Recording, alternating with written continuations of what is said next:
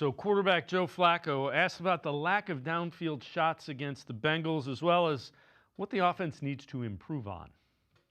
We just got to play a little bit cleaner, I think we have a lot of ability to do some really good things this year. We just got to make sure that we clean up some things and don't get in our own way. Joe, it didn't feel like there were a whole lot of downfield shots against the Bengals. Was that a game plan or just what Cincinnati was doing? Probably, a little bit of both, but I think just what we were doing, we had success with. I think we were able to hit some checkdowns that kind of acted as part of the run game, and we were able to get some chunks, but just kind of in the intermediate area and not have to throw the ball down the field that much. Sometimes when you want to throw the ball down the field, you call plays to do it, and it doesn't end up happening, and it's week to week. So in that respect, it's probably just more based on, the coverages that they played, when we called certain plays.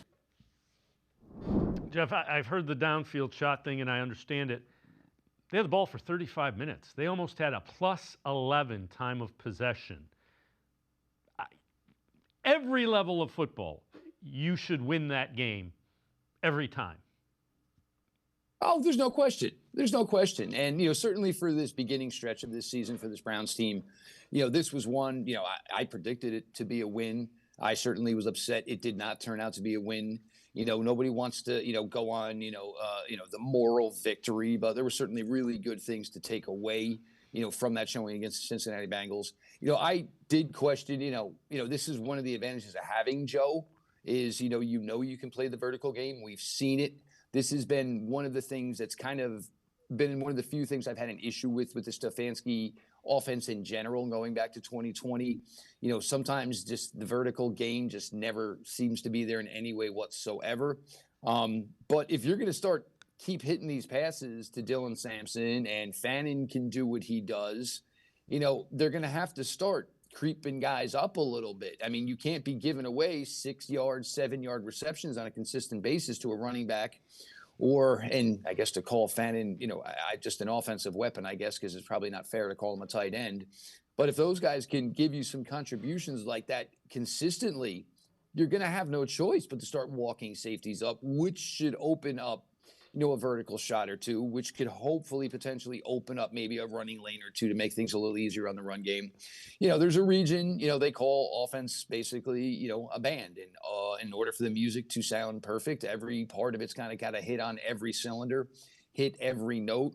And, all that being said, the Browns were unable to do that on Sunday. And, anybody you can ask still will tell you that they felt the Cleveland Browns should have won that game. Yeah, and you know what? He didn't put the ball in harm's way. Even the 2 interceptions were not on him.